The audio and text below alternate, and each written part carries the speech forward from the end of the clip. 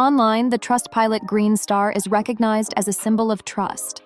If you've earned those reviews, display them proudly. Let me show you how to use Shapo to create a verified Trustpilot widget.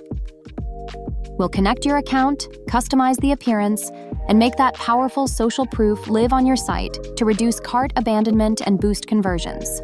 Let's navigate to our Shapo dashboard, which opens in the testimonial section where we manage reviews. Click Import and choose Trustpilot.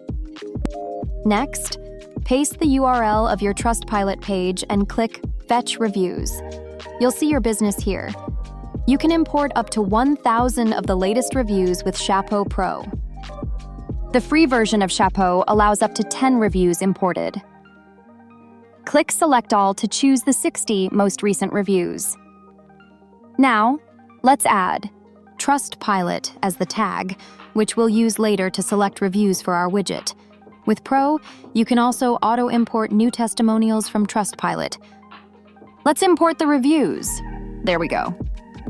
Now, let's head to our widget section to create a new widget. Create it, then go to Settings and select the Trustpilot tag for the reviews to appear in this widget. You can also filter by source and other criteria, like videos, images, and more.